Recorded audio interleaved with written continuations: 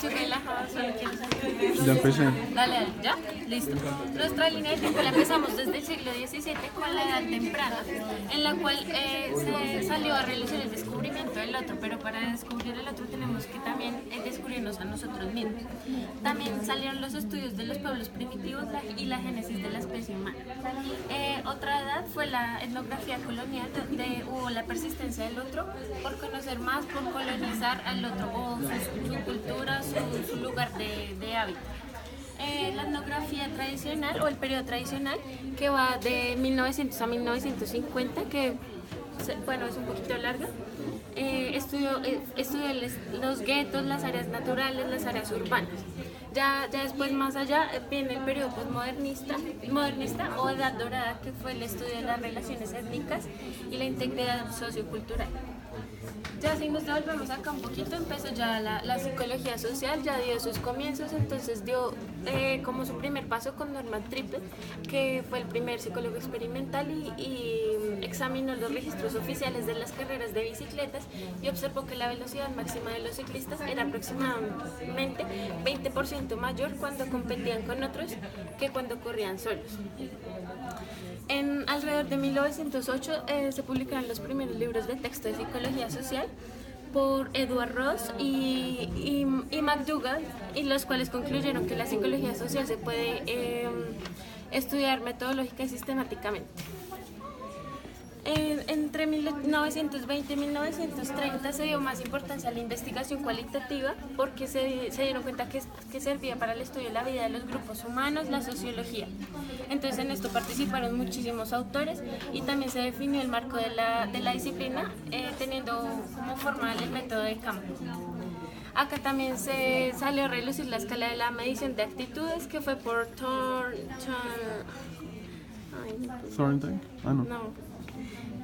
Thornton y Schaef. Bueno, ellos hicieron eso de la escala de mediciones. En esta época más o menos empezó todo eso de experimentación y eso. En 1929, eso es lo que acabé de decir. En 1934 se fundó el primer instituto de sondeo de opinión pública, entonces ahí vemos que empezaron a tener más en cuenta la opinión de la sociedad y no solo la de los investigadores. Siguiente es el 1935, Kurt Lewin, que fue una figura importante en la psicología social, desarrolló una teoría para explicar cómo el comportamiento social daba resultado a la interacción con el ambiente. Entonces también se aplicó en estudios de liderazgo democrático, aportó fundamentos para la investigación sobre los cambios de actitudes, la persuasión y la psicología política. Y ya. Pero bueno, para continuar con nuestra línea del tiempo, ya después viene toda la época de la Segunda Guerra Mundial y es acá cuando empieza como una nueva era para la psicología social, porque se empiezan a investigar nuevas temáticas tales como la obediencia, cómo se comporta el hombre, pues digamos dentro de un contexto de guerra, cómo se comporta como bajo un contexto como de alta presión social y demás. Entonces, además de esto, cuando ya pasa, digamos, todo el tema de la guerra y demás, vienen todas las secuelas de la Segunda Guerra Mundial y ahí vienen más que todos los temas de conformidad y de obediencia, precisamente analizando cómo queda la mente de las personas después de participar en un suceso como estos que genera tanta presión social. Más adelante ya llega la disonancia cognitiva, que es cuando se analizaba como que las personas fueran congruentes con sus cogniciones y también con sus acciones. Y ya después es cuando tenemos como...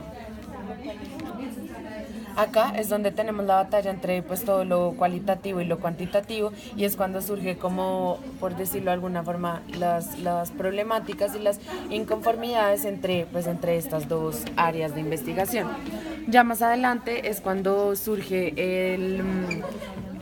se publica el Prejuicio y Racismo de James Jones y Serge Moscovia, no sé si lo digo bien. Él, y precisamente es como para dar fin a todas estas diferencias como pues de raza. Bueno, listo. Para 1978 se dio la educación popular freudiana y para 1980, pues con toda esta influencia que tuvo la investigación cualitativa, pues empezaron a generar nuevos intereses de investigación y empezaron a aparecer nuevas metodologías innovadoras. Esto apareció por acá Kroc y Mónaco, que propusieron un método de elección que implicaba cuestiones estéticas, el cual se basaba en la improvisación. Esto, por otro lado, para 1986 y 1990 se dio el periodo de la crisis de representación. Entonces allí también para esta época la psicología social empezó también como a interesarse un poco más por la cultura, por la influencia de la cultura en la sociedad, estudiar un poco los comportamientos, los objetivos de investigación también empezaron a tomar otros enfoques, teniendo en cuenta también la investigación cualitativa sin dejarla de lado, y también tenemos a Tomás Ibáñez, que estudió los antecedentes de la crisis, así como su cronología y sus dimensiones, ya que decía que teníamos que tener un poco como un consenso tanto del pasado como o sea, lo que había pasado hasta ese momento, como para entender un poquito más por qué se dio esta crisis. Esto, desde 1986 a 1997 se dio la antropología como la marca de disciplina, un método de trabajo de campo, y con Springer introdujeron la experimentación, la instrumentación y la cuantificación de la investigación cualitativa.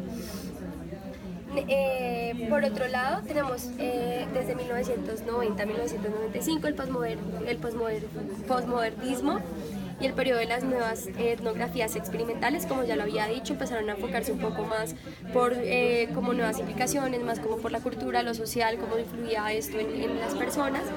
Y Wolcott en 1993 propone una distinción entre tema, método y discurso.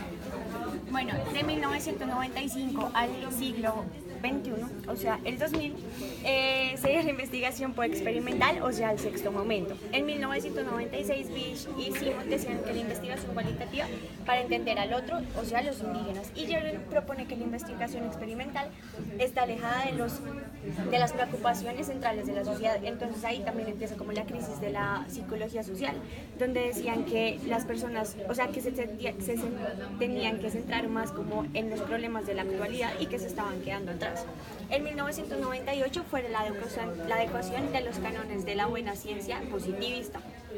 En 1999, Holman Jones presentó el texto performativo utilizando los cánones, las canciones de blues. Y Linda, que es ella, terminó la investigación, se asociaba con el colonialismo y el imperialismo europeo. En el 2002, Fick decía que el foco de la investigación cualitativa es inherente multimetodológica y la triangulación es una alternativa de evaluación. Y del siglo XXI, o sea, del 2000 al 2004, fue el presente de las luchas metodológicas, o sea, el séptimo momento. En el 2003, Teddy decía que modificaron la periodización para adecuarla al análisis histórico. Y en el 2004 se distinguió el rol político de la metodología cualitativa y su rol procedimental. También se dio lugar para los métodos cualitativos en diseños experimentales mixtos, y esto decía que el todo se vale. En el 2005 hasta la actualidad, o sea, el 2017, es el futuro fracturado, donde Laura Ellison en el 2009 realizó el análisis y representación de los materiales cualitativos. Y para finalizar, la principal relación entre la psicología social y la investigación cualitativa es que en la época de crisis de la psicología social fue la investigación cualitativa la que hizo que se retomara la credibilidad, ya que las metodologías que utilizaba, digamos, que daban como... Eran más certificadas. Exacto, eran más validez. Exacto, y fueron las que dieron paso a que, digamos, que la psicología social pudiera salir como de esta crisis en la que estaba, pues en la que había estado. Tomar un poco más de importancia y poder ser un poco más valorado. ¿Listo? Y ya. Chao, Laura.